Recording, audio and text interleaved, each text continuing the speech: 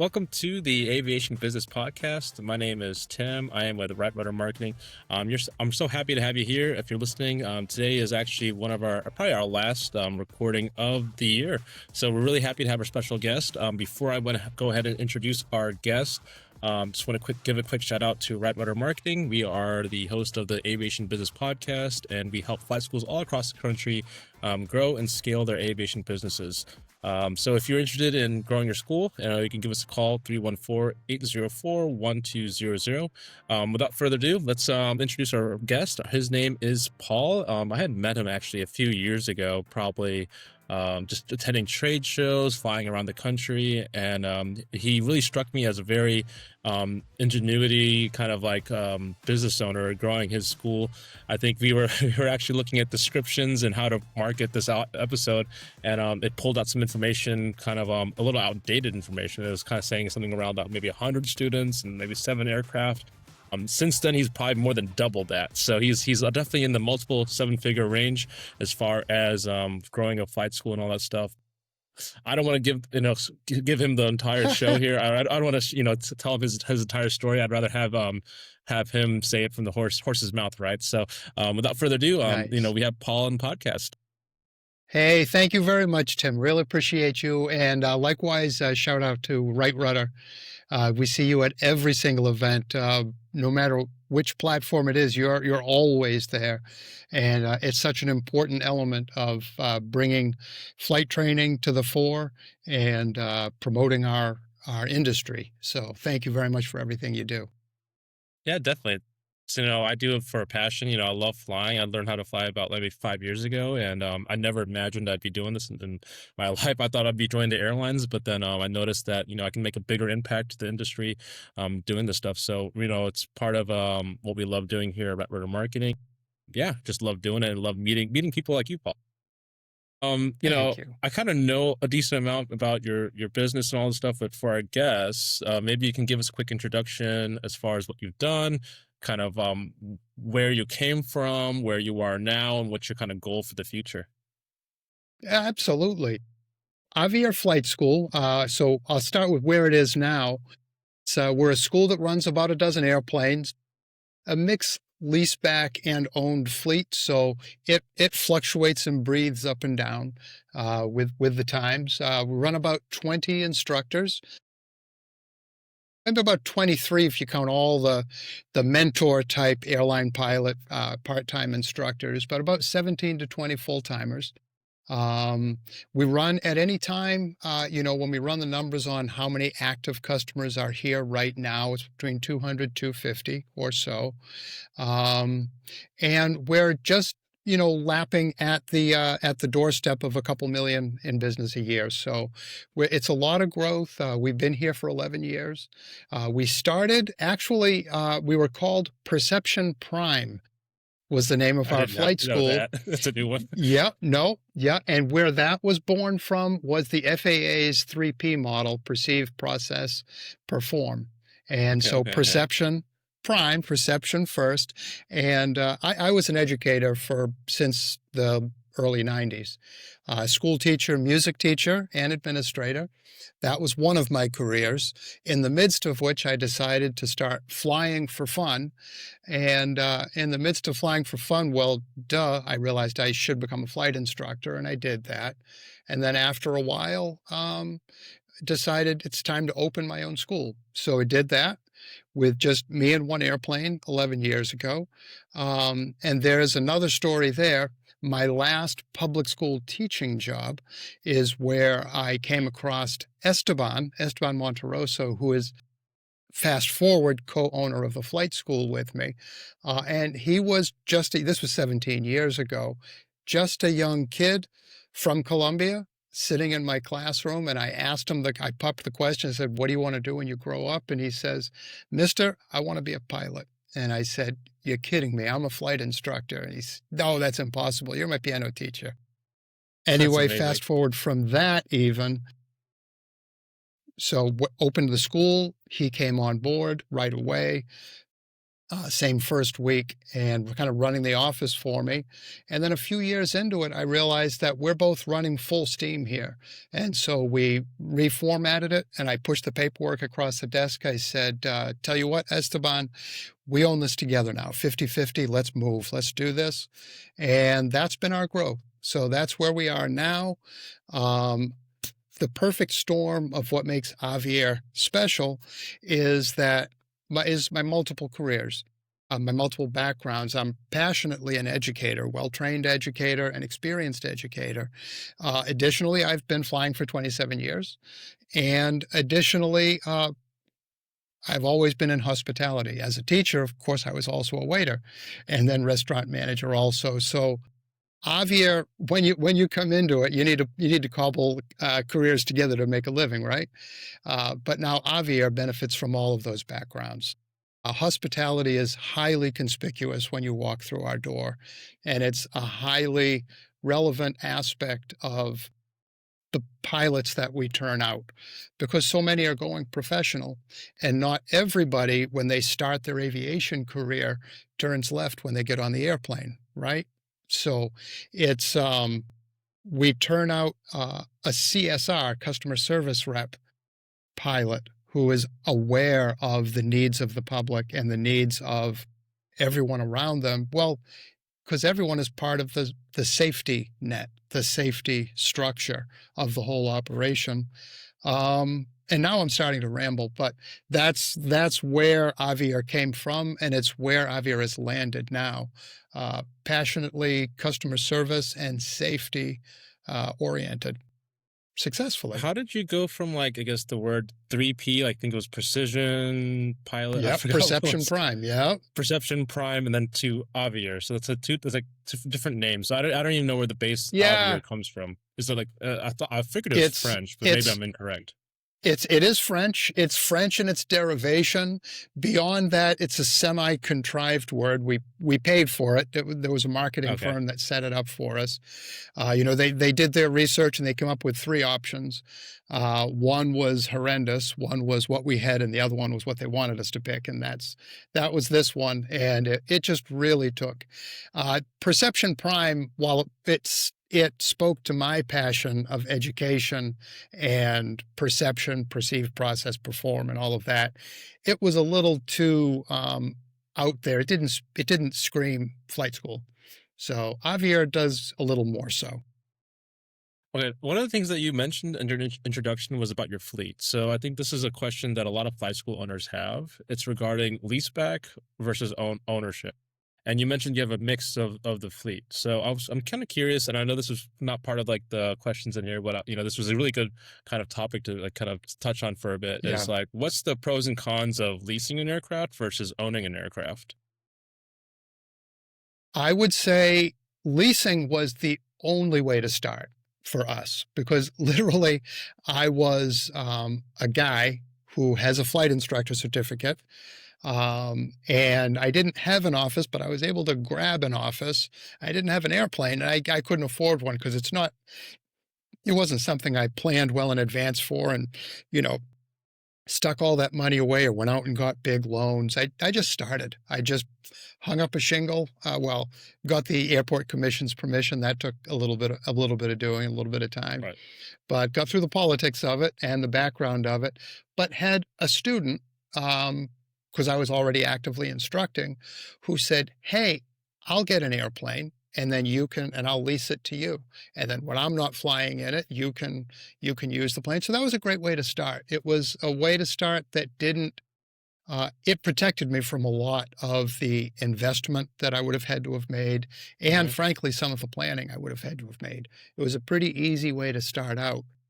And then as I started building a passionate customer base, people started wanting, "Hey, can I get a plane too?" Or, "Hey, I have a plane.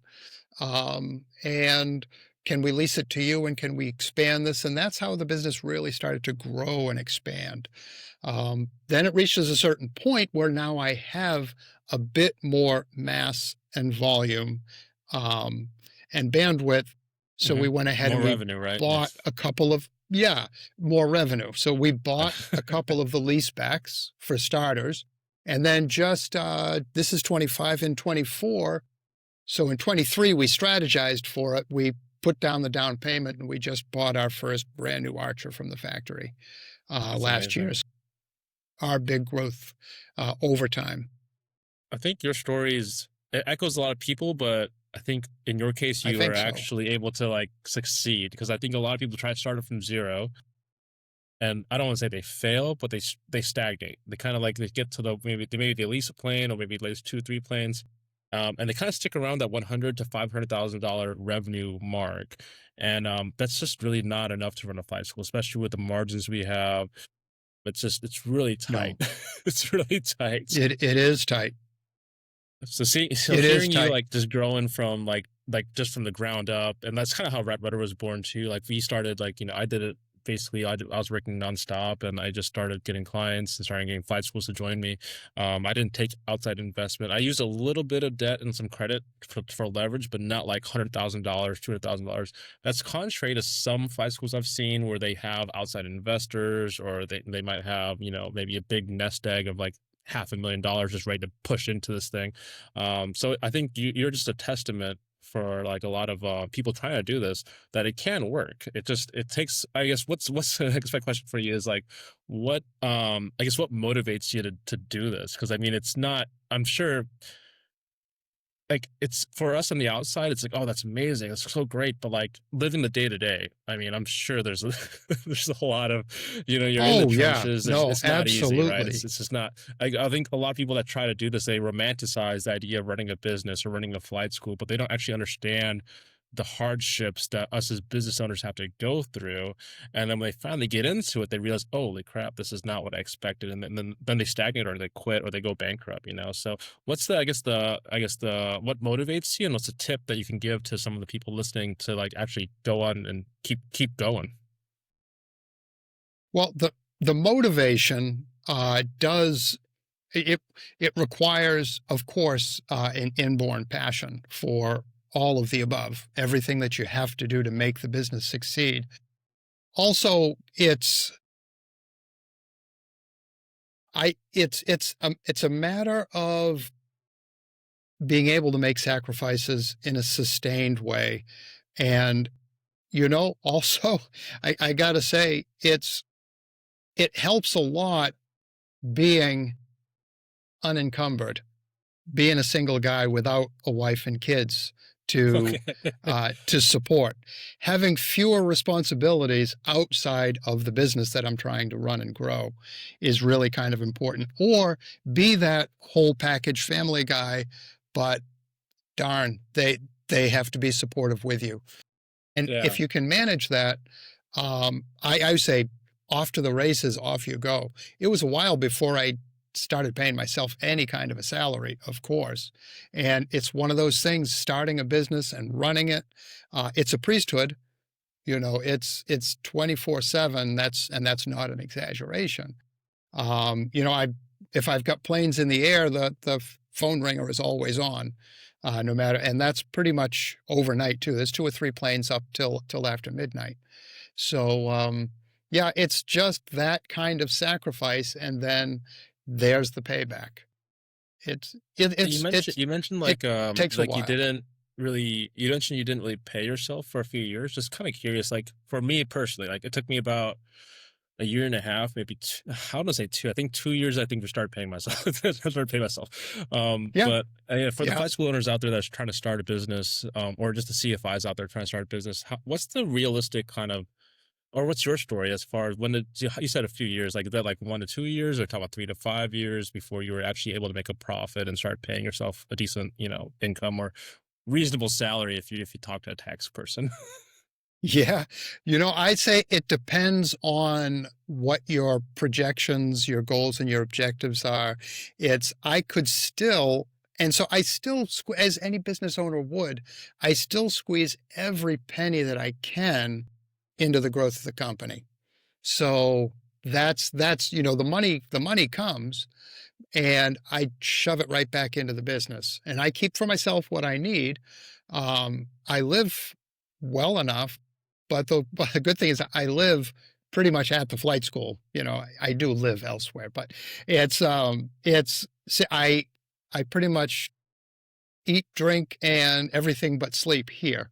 So Right. it's working, and it's a passion. It's more fun to see the money go into the business and then into the bank account. And I think, 10 years, 11 years in, I think we're about to turn a very large corner on that and have something worthwhile.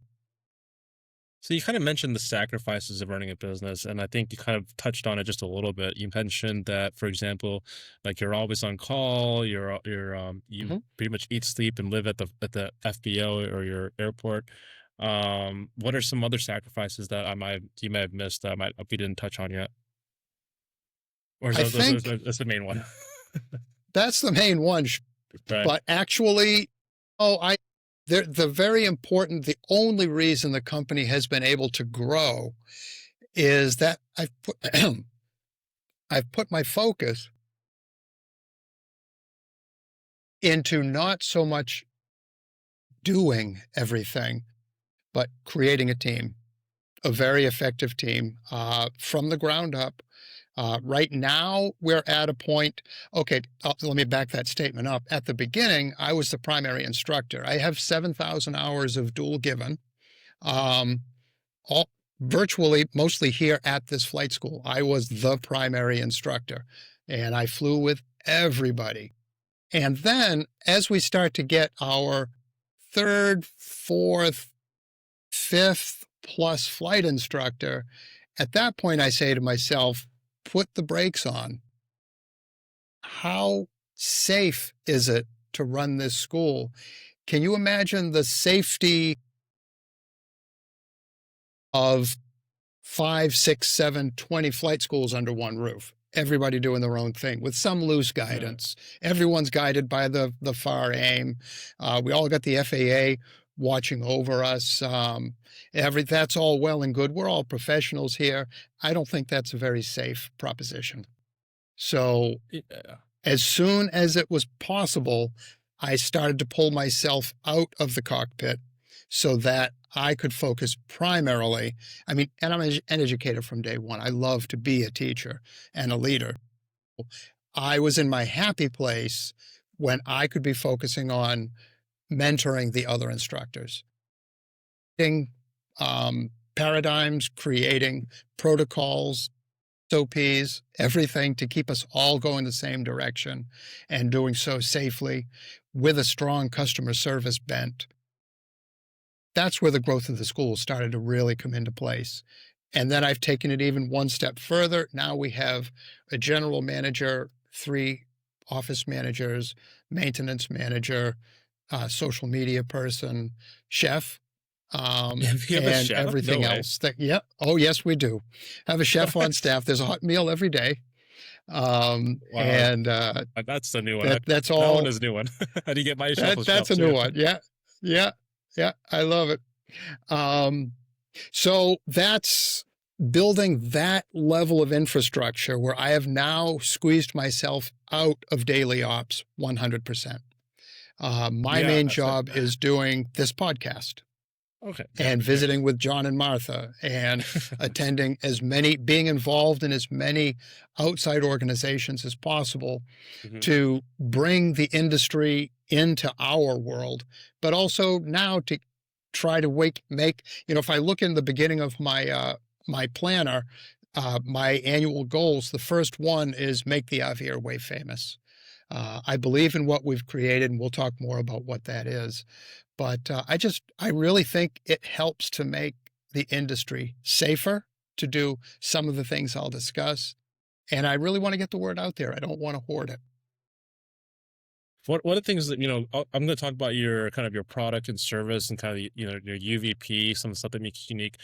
Before we segue into that, I want to talk about kind of one of the key points you mentioned because I think that's something that if the school hasn't grown to a certain size, they haven't done yet, which is removing yourself from the daily operations. So you've mentioned that you, as the co-founder and co-owner of this business, your job role has kind of changed over time. So initially, you're doing all the instruction, you're teaching students, And then somehow gradually there's this kind of morph of like, hey, I'm now giving the leadership to my leadership team, like whether it's manager, office Yes. managers, CFIs, chief pilots. And now I'm actually trying to be the face of the business. I'm trying to market it. I'm trying to go out and meet John and Martha King. I'm trying to go out and meet Tim, for example, at, at a Yes. random show. But your That's job is right. kind of morphed, and I think that's so important because even for me, when I first started my business, I was doing the day to day as well. I was doing all the website stuff, SEO, paid ads. I was doing everything, 100%. And my a lot of people are very blessed to have a lot of coaches and mentors. The first thing I said is, hey, the first thing you need to do, especially as a business owner, is actually get yourself out of day to day operations.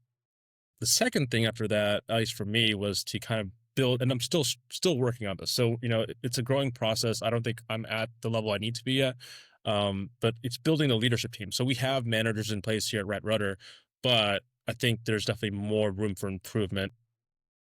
It's a little bit about the kind of how you achieve that process, because I think for every business owner, that path is a little different, right? I mean, I have my own story, but I kind of want to hear how you did this and how you went from inside the cockpit to training, CFIs and leadership team, to where you are today.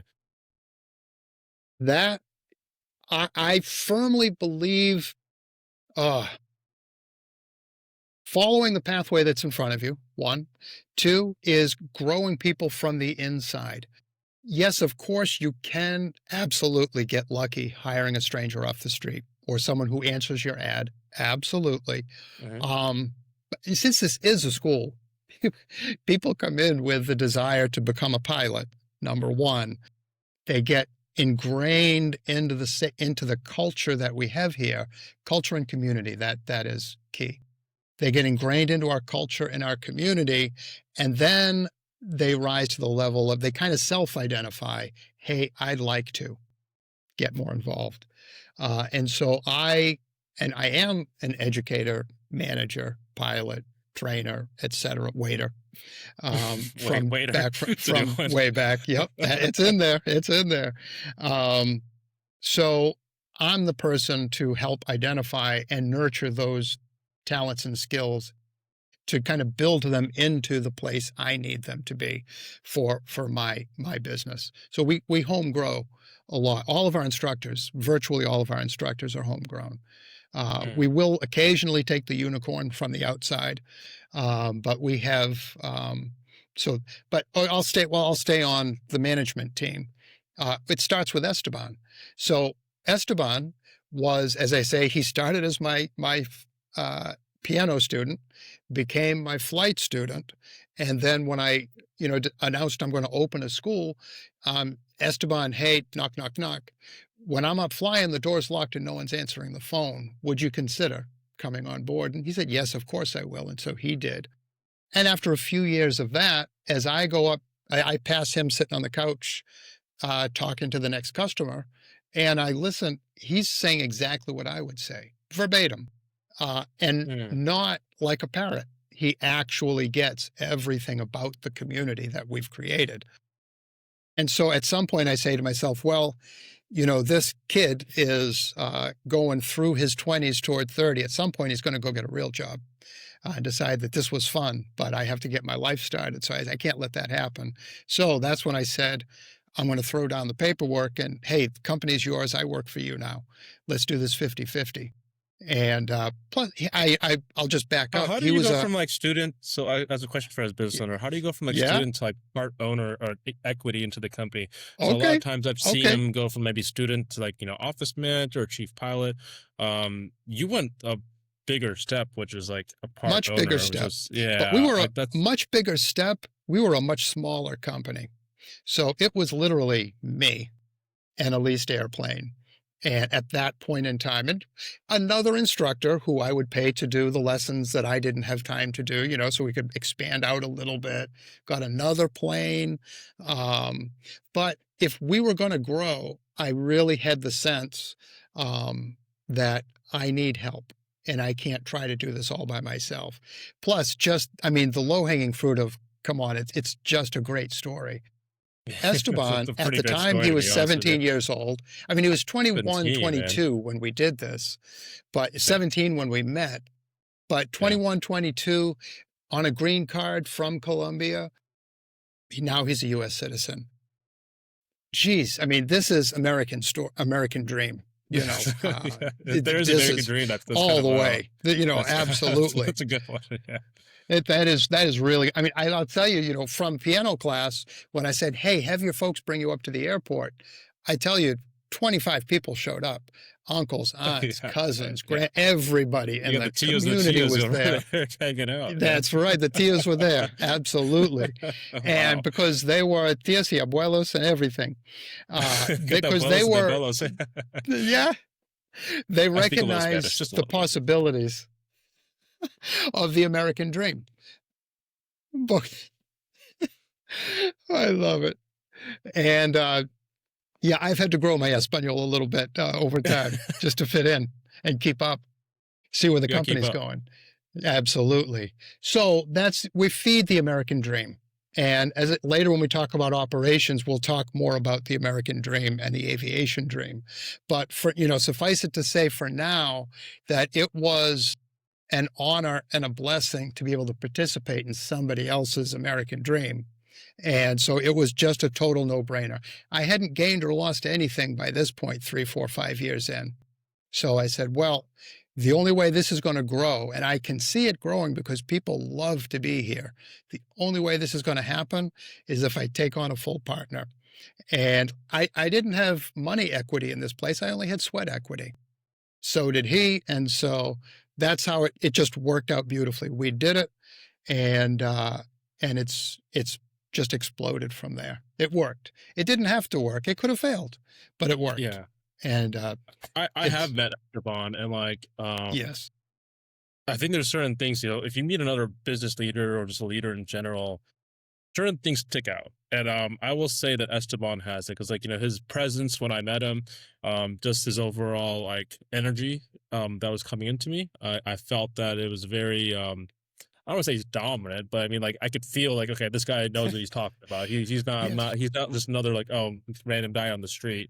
He actually knows. And I don't know if it's through training or through just being involved in the aviation industry or through your leadership. But he's definitely quite a rock. He's a rock star. And it's something He that is a rock star. We always look for the rock stars to join our team, and it's like there's so many like B or C players, and getting the A player on your team is so important. It's so important. I want to segue into, because you've kind of like alluded to this many times now, is like the operations of the business and kind of what makes you special. So I know Avier's one kind of side of the business. You also have another thing like AF Sim. I don't know how much you want to get into both, but let's just start with like, what is the business? Obviously, it's a flight school. But like, what makes it unique? What makes it special? What makes it different compared to like any other business, flight school, aviation business out there? Yeah, absolutely. This will take just a couple minutes, so Just a couple I'll try to be minutes, as sure. yeah. First of all, I'll point out, and all the instructors out there will know exactly what I'm talking about. This is a Maslow-driven flight school. So Abraham Maslow's hierarchy of human needs, and his pyramid starts, the base level is physiological, and that is, we have, as I say, there's a hot meal served every day, very comfortable furniture, comfortable environment. There's a full drink menu, everything from cappuccino, espresso, latte, cubano, herbal teas, hot chocolate, very special hot chocolate, water, Okay. sparkling water, whatever you can imagine, we will make it for you. And by the way, each of those beverages probably costs me about 7 or 8 cents. Okay, so it's 7 or not 8 cents. like Not like 50, 70 cents. But I'm just maybe even some of them might be 50, 70 cents, but flying's expensive. I'm taking in plenty of these we're people's talking about money. $300 an hour, $200 an hour. I mean, what are we talking about here? So I guess what I'm getting at is the excuse me. You're drinking that special hot chocolate. Right, That's cheers. right. Yes, that's right. So spending that effort it's not money, it's effort mostly after the and Turkish coffee. We also have Turkish coffee. Okay. We have the sand pit with the copper briquet, and you Oh heat wow, up this, you you boil did up the coffee. This is theater. It's theater, we take right. care of people. So physiological first. If people's physiological needs are met and they're comfortable, then it's safety is the second layer of the pyramid.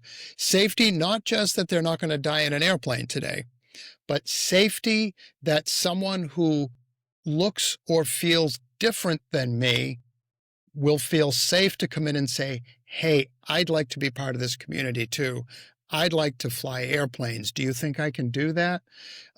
Whereas if the business is standoffish and a little too elite or a little too technical or a little too self-involved, the person may walk in the front door, but they may walk right back out as soon as they feel that intimidation, that lack of safety.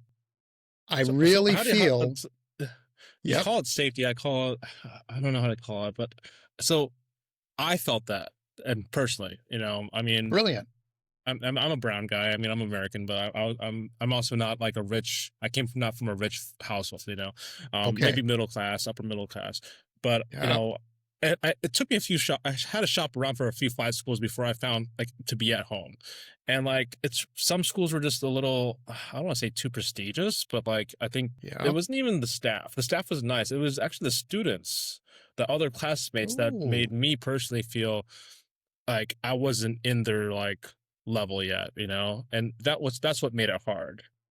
So I'm kind of curious, like how did you make that safety net for, I guess, other people that may have not been exposed to aviation, maybe, especially because you think about this, some airports have fences and gated communities, I remember going to like a certain airport, Howard Airport, you had to get a passcode to get in. And this was like, imagine me, like, less than 5 hours of flight time, something like that, having to punch up code, having to get scooted around into like FBO, like, now as a pilot, I get it, but like starting out, that's not easy. I think the most important thing is it has to be intentional. You have to do everything on purpose, and you have to really see things from your customer's eyes. Empathy is an intelligence, a kind of intelligence. And, well, you can nurture it, you can promote it.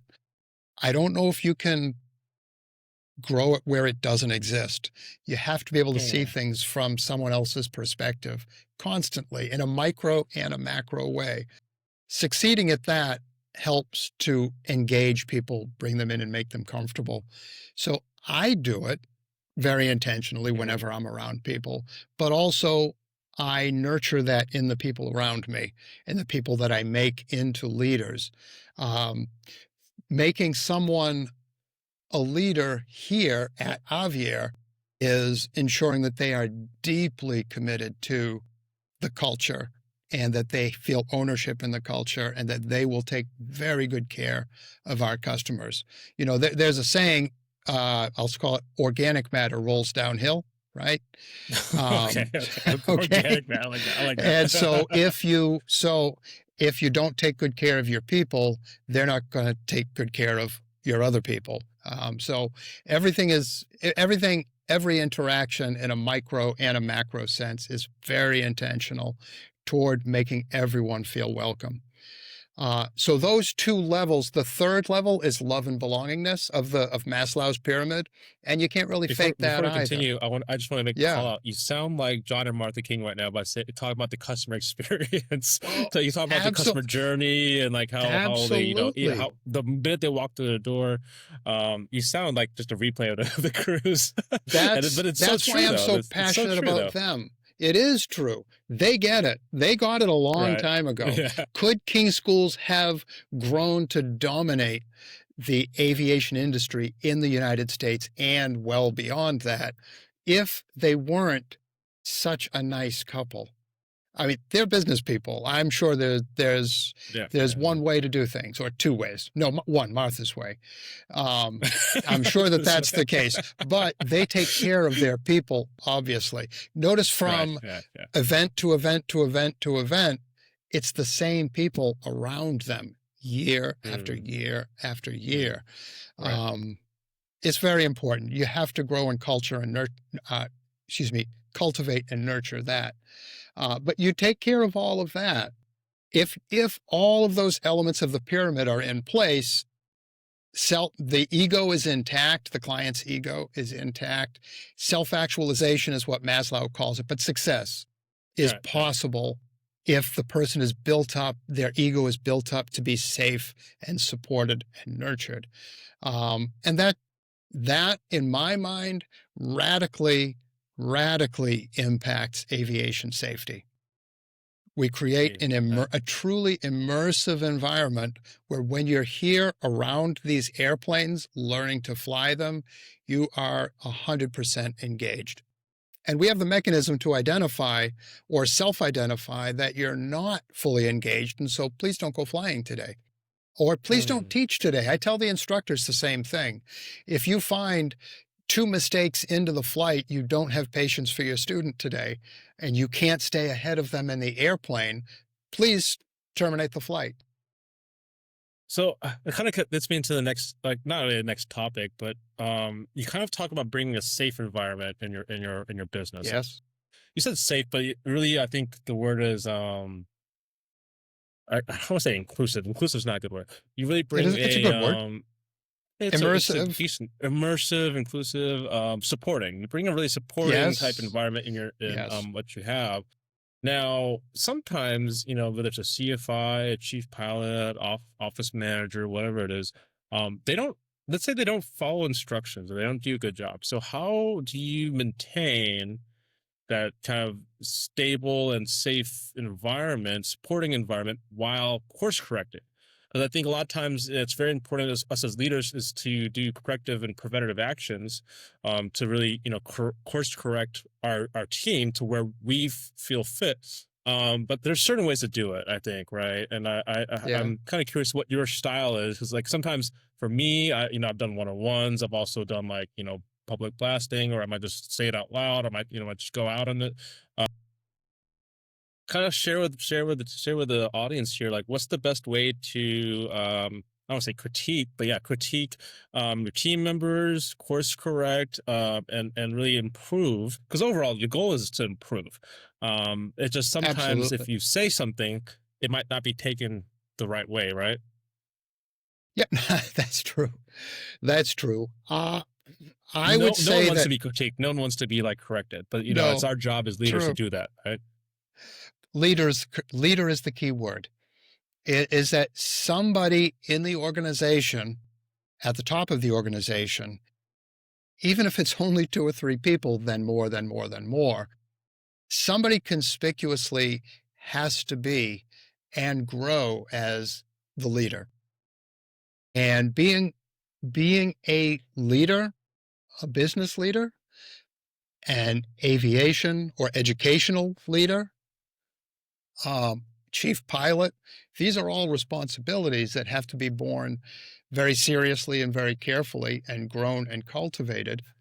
Um, as a leader, so what is an effective leader? That's another enormous conversation. That's a whole podcast But right there. that's a What whole is a leader? podcast. I don't know. But in essence, I would say, first of all, having a clear vision for what you want to accomplish, and then being able to communicate and implement and evaluate in a constant perceive, process, perform, that constant process. We're constantly coming up with new initiatives designed to enhance safety and customer service at the school. And I always say, when I implement something, we'll have a big meeting. I communicate daily with the staff via text message mostly, or text portal. Mm. So they're a little inspirational and directive and corrective, carefully, smattered together, input from me. So they know me and they see me on a daily basis. But when I put something big out there, I'm very honest with them in saying that I'm setting you up to succeed on this, but I'm expecting growth. Failure is growth. And so I'm telling you that this is the standard. This is the product that I expect to see and that I am watching for. And I'm monitoring and critiquing and evaluating on a daily, weekly, monthly, quarterly basis. But I'll tell them up front, I fully expect this new initiative will take about a year to fully cement itself to the point that we never knew a time without it. Whether it's the new curriculum or the new data management system or the new procedure in the cockpit that we're adding to the SOPs. We're striving, and here are the tools, but it's I know it's going to take time, and I'm here to support you.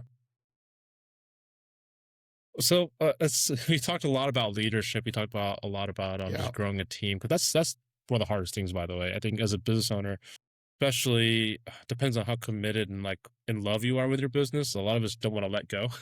So that's a hard one. Yes. And I love that you Oh, touched on that thank for a you. bit. That's huge. Yeah. Yeah, it's hard to just let go. And I mean, for me, I have to trust my team just to go and just do it. And sometimes the results are not what I want, Right. but I just have to support them and love them and try to I give them, I critique them, of course, but I try to make sure I do it in the best positive way. um I kind of want to get into like kind of what you do. So you talk about your flight school. You have this unique kind of culture that you've kind of set up, which is Yeah. very different than a lot of schools I've talked to, actually. But there's a little bit more than that, right? So I think just looking at your notes here, you talk about like kind of the ground school a little about the data Yes. management, a little bit about maybe simulator training, something like that. Talk to me kind of a little bit about what's your new initiatives, I think, right now, because I think one of the things you talked to me at least before was about your AF sim. I haven't touched on that yet. Yeah. What are some of the things that you're trying to kind of push out to the world right now? So basically, here in year 11, trying to grow. First of all, we became about 3 years or so ago exclusively a King School CTA school. Mm, So everybody is in CTA. For them is course tracking application. okay. And so inside course tracking application is their 141 designed. We're a 61 school running like a Okay. 141 in the interest of consistency, completeness, and safety. And someday we'll pull the trigger and ask to become a 141. But Is it we're worth running getting it one? that So way. I It will apologize be for worth it. interrupting. Like the okay, I apologize for interrupting. The 61 versus 141. So a lot of people, for example, ACP, people think it's a 141 school. It's actually not. Right. Um, Exactly. it's actually That's not. a perfect analogy. But I think a lot of people, especially, I don't want to say anything about Flight School Association of North America, but I think they push a lot of people to 141. Um, you don't have to be 141 to run a very successful school. I don't think, do you? No, that's But what right. are some of the pros and cons of doing what you're doing? Having kind of the King Schools curriculum, 141 base, but running it and operating it as a 61 school versus just pulling the trigger and going for it. Well, so first of all, you mentioned FASANA, Flight School Association of North America, and I'm very active with them as a Part 61 school. And I remember my first conference there, and I remember the 141 members who were obviously just trying to get the best out of the conference for their interests. Fine, right? Sure. So I had to kind of find my comfort zone there, but I found out very early on and immediately from getting to know the board and administration of FASANA, and they were very passionately, no, Mister Part 61, you're a very important Yeah. part of the So, flight I training mean, that's industry. one view. I mean, I've seen different Yep, views, but that's one view I've heard. And like, sure. I love Fasana as well. I support them. We're one Mm, of the title sponsors. I don't know what I level know we're you at, but are. we're pretty high Yep. up there. But Yes. I love Fasana. Nothing. I love Me Bob too. Rackmaker and everything. But what I I don't think, and I mean, I don't think you need to be a 141 school to be a successful school. I mean, I No, just you don't think don't. that. Absolutely. ATP is a good example, right? You know, but ATP is successful on the scale that they are because of the consistency and the protocols in place, the elements of The their systems, yeah, the programs. systems, There's the one way procedures, systems, yes. and their And marketing, for by the me, way. that's what 140. Yeah, it's true. Uh, I got to put the marketing bug in there too. I'm a marketer Yes, myself, so like yes, they do a great job absolutely. marketing. Yeah, they really do. They really did. Absolutely. And they continue to. But so um, there are things about being I mean, there are tiny 141s, right? There are tiny Mm. 141s, Okay. just an airplane or two and an instructor or two out in all over the country. So it's not, I guess that's not so much the moniker of 141 or 61.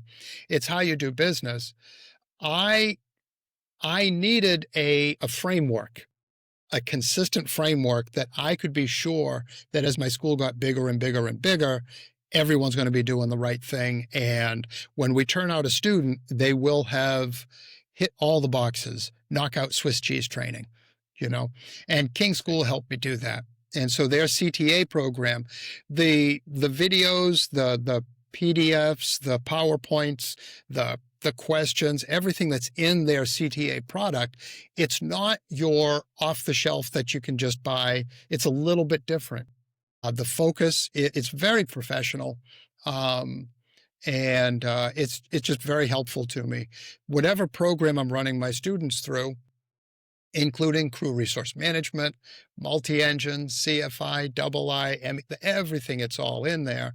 And that helps me put everything in one place. So years ago, several years ago, we said, okay, we have now officially eliminated from Avier Flight School a la carte training. So the strong-willed student who comes in and says, yeah, but I want to do it this way. I want Yeah, to do but this today. I love that. Yeah, Right. but And so we're in the interest of safety, because safety comes first, consistency and completeness of training.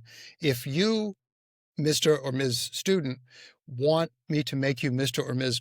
Pilot, I Mr. need to be Private able to Student. Yeah. ensure that you have received the complete training. And the only way I can do that is to put you through our program.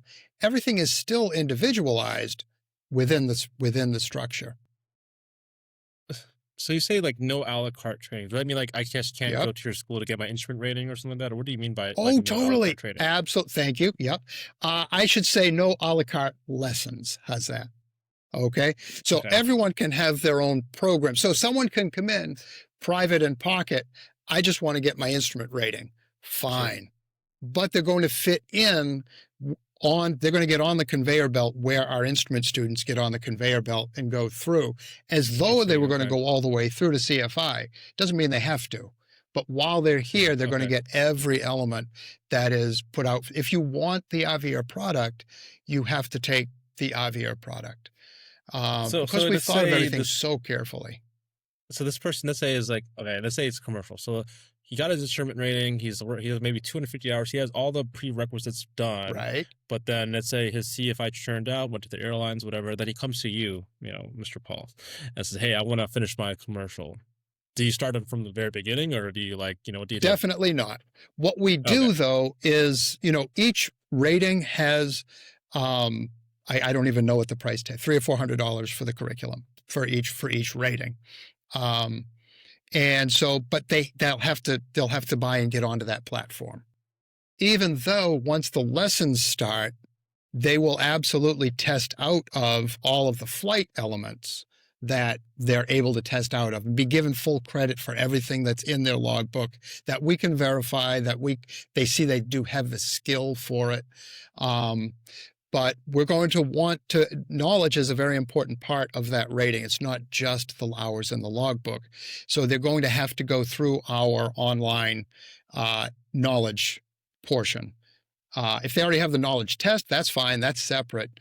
But all of the homework, the lessons, the PDFs, PowerPoints, and videos that come with it, they're going to have to go through those, answer the questions, and take the instructor's input or evaluation of their success. So we can be absolutely certain that they possess the entire knowledge base, skill, and experience as well. so It's worth it. you talk about this program. I guess one of the things that you mentioned in your notes to me was like CRM training. I know that it's crew resource management. I'm assuming it's the Right? same for your school, or is it different? I mean, is Yes. this kind of Yes. incorporated in the Absolutely. ground? Is this kind of what you're talking about in your Avier Yeah. conveyor belt? Like, this is kind of what the ground school that Yeah. people have to go through, or is it different? So actually, so this is now what I say to a prospective student when they're coming in. It'll take me about 4 minutes. So the private rating is semi-standalone. You get the private license through CTA, terrific. Before you start what we call professional pilot training, even if you only want the instrument rating, then you just step off, no problem. But the professional pilot training after private starts with a CRM course, crew resource management. So we teach them the background values of and techniques and methods of how to be pilot flying or pilot monitoring. Once we have that taught, we either do it through the King School online course, or we also have an in-house seminar that we use as well, either way or both. So you get the CRM down, and then the instrument rating is, with us, it's a pilot flying rating done from the left seat, accompanied by like pilot flying rating. I mean, like, well, so I'll explain. Okay. Yep. So basically, you'll be doing the job while you're in the cockpit of pilot flying. You're going to learn the entire job, pilot flying and pilot monitoring and SRM, single pilot resource management. However, you're in the cockpit, the other pilot, the right seat, will be your instructor, functioning as pilot monitoring, which is the busy person in the cockpit, the communication, navigation, database entry, everything, and supervision of the pilot flying. And also for your time building flights, it will be a commercial candidate who has their instrument rating in pocket. So you link instrument students with instrument and commercial are linked together. Okay. Yes, indeed. So when those two people are flying together, they're each paying half price, and the pilot flying is doing his job, and he's able to log, or she, pardon, he or she is able to log not only the instrument time, because they're under the hood, they can log the cross-country time because they're doing the takeoff and the landing, and they're also logging PIC. The safety pilot in the other seat is only logging PIC time. And that's all they need, though, because they've got their instrument rating in their pocket.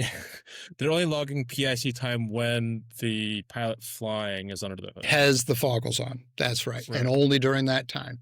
So and for the mission, they'll each pay half price. So that saves them significant money. But also, I don't have people going out burning holes in the sky to come back with their 50 hours of PIC and then go for the instrument rating. So the instrument rating. Oh, sorry. Yeah. No, please. The instrument. I was about to say, like, do you help link like these students together? Because, like, for me, when I was getting my instrument rating, I wanted to chase these hours. I had to make friends at the FBO, really. So I would find, hey, do you want to build some time? I want to do cross country over to Jefferson City, and I'll be on the hood, and you get the PIC time, whatever, and we'll split on the way back or something. I had to do the conversation myself. So I'm wondering if you actually help students kind of like link up, because some people are shy. I'm actually an introvert, whether you know it or not. But isn't that funny? But I trained myself to be extroverted. Yes. I had to force myself to talk to other pilots that are training just to get these hours. And I think if there was a school that helped me get a network, that's powerful. I mean, that's something that I wish. And this also by creating the community and creating those connections and putting those people together, also radically enhancing safety. So now when that plane goes up with those two pilots, they're both trained in CRM, they know how to do their job, they're watching each other. That operation is safer than it would be because also the other way, it's more likely going to be two instrument candidates going up together, because they're the ones that know each other. They're at the same place. They were privates together maybe. And so you get two instrument people going up. Only one of them is logging instrument and only one of them is logging cross country. It's not actually that useful, and it's less safe because they're at the same place. And this way you have a commercial student in the other seat. So the main thing for me also is that the instrument rating is very knowledge and skill intensive. There's a lot going on, a lot to learn. Yeah. And we all know that when you're drinking from the fire hose, there's not a heck of a lot of learning going on, right? So what this does is during your instrument training, you are responsible for your job. You're witnessing the other job. You also get a ton of ground and simulator time on the other job. You're getting your experience. But when you're up in the air, you're doing the job of pilot flying. And so it's not a matter of evolving to, as I get better and more comfortable with this, I'm going to take over this. I'm going to take over. No, learn your job. This also, the sense of primacy, again, speaking to instructors, primacy is one of Thorndike's laws of learning. The first way you learn and experience something is going to stick. And this pilot flying thing and pilot monitoring thing is what you're going to be doing for the rest of your career. So you're learning it now. Then when it comes time for your instrument rating check ride, that's just one quick round robin flight. You can do the whole thing. You're fully qualified for that. No problem. Yeah. You'll be there. And then before you start commercial training, you start your CFI ground school with me. So CFI ground school starts at the beginning of commercial so that you're doing that for months while you're getting ready for your commercial check ride. Now, imagine sitting for your commercial check ride and your commercial oral, having already been training like an instructor. So your oral, you'll be that much more deeply in tune with all of those questions that they're going to pop you in that oral for the commercial. I just think we're taking stress away where it shouldn't be, putting it in where it does belong, training a teacher for longer than a 1-week course. And then when they come out of it, they're a flight instructor. We hire them right away. There's always plenty of students for the hungry instructor. The one who wants to be there every day, doesn't declare a special 2 days off every week and doesn't love their video games, rather be sitting at home. They make plenty of money and progress. And then on the other side of that, we have a letter of agreement with PlaneSense, not a partnership, but an agreement, because they love our community. And as I say, not every pilot, when they get on the plane, turns left into the cockpit. Actually, yeah, they all do that. I mean, eventually you go from Come to think of it, yeah, they do. But I guess what I'm saying, right? Not every pilot's job is done behind a locked door. And so companies the size of PlaneSense are the largest Pilatus operator in the country. They are CSRs. They're customer service reps as well as pilots in command. So in many cases, the pilot is the only customer rep these customers are ever going to meet. And so it's very important for safety and for business that your pilots are able to take good care of your customers. Well, Avier has a spectacular reputation for creating those people. PlaneSense loves us. We have 8 people working there now that have come out of Avier, former instructors, and they'll speak to us at 800 hours. And they get their interview and generally get hired. And I need that pull from the top of the fleet, from the top of the staff out to the industry, because I have right now my CFI class tomorrow morning at 10 o'clock, I have 12 CFI candidates. And so they're all going to be wanting jobs. And in order for that to happen, I need instructors to be going out the other side. And instructors right now are here for anywhere from 6 to 9 to 12 to 18 months, and some longer. Yeah. Depends on I love their that how you goals. kind of incorporated like a community, because or just not like community outreach. Like you've networked with other businesses, like PlaneSense, to really build a pipeline and really the future career growth of your students. I think that's really important. We are running out of time. I guess, this has been a really extremely fruitful conversation. I don't know if you can hang out for a few minutes Thank longer. you. I By all have means. I have one last question. One last question for you. It's kind of the way we found, I guess, we started this conversation to begin with. So I know we've met years ago, and we've had conversations. One of the things that really stuck out to me was, you posted on social media about student attrition. So, final question here. Yes. What are some of the ways that you've really combated the student attrition challenge we have in the aviation industry? Because, like, I think for me, even when I was, let's say in ground school private, 5 years ago, Yep. I had 10 people in my class. Out of the 10 people, three of them took a written exam, and only one of them became a pilot. Yeah. Okay. So That's about right. it's a well-known issue in our industry. How do you, I guess, combat that, and what are some things that Avier is doing to really help student success? Everything that we've been talking about for the last hour is basically what it comes down to, but there is a program in place to help fight this.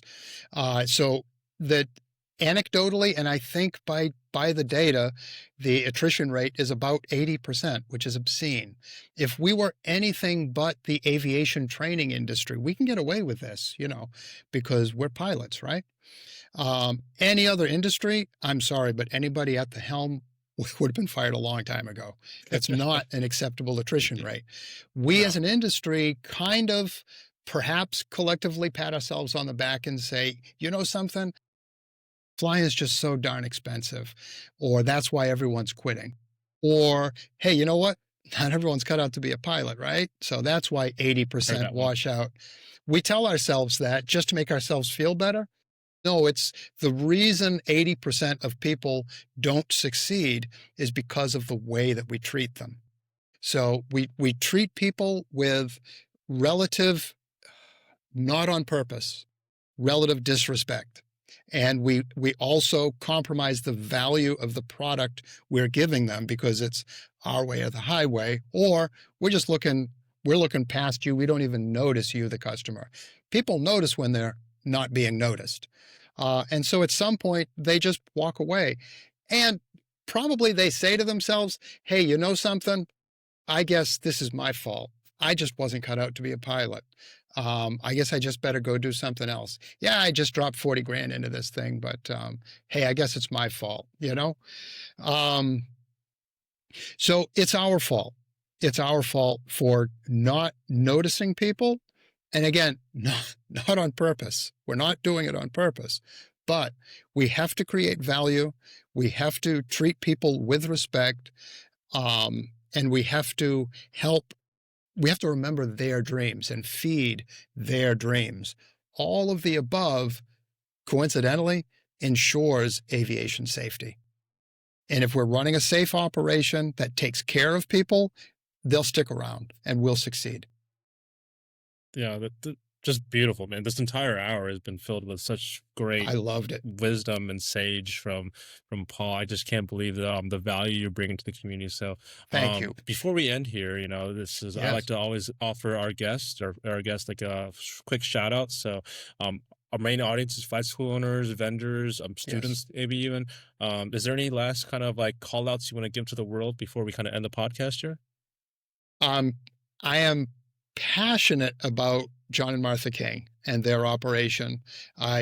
So We got that's tagged across hands this down. video. John of the Kings collab.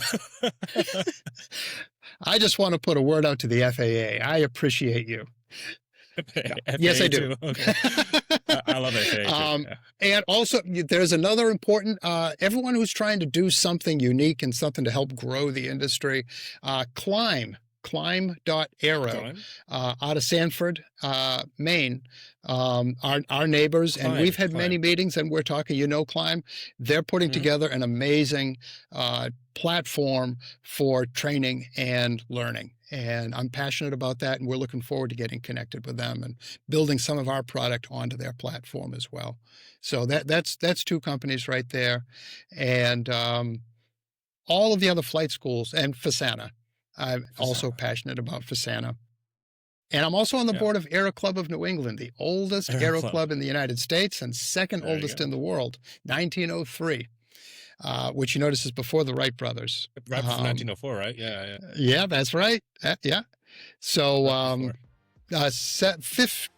anyway, I won't try to put a date. I don't know. But yeah, anyway, industry organizations are very important, and those in particular, and right rudder marketing.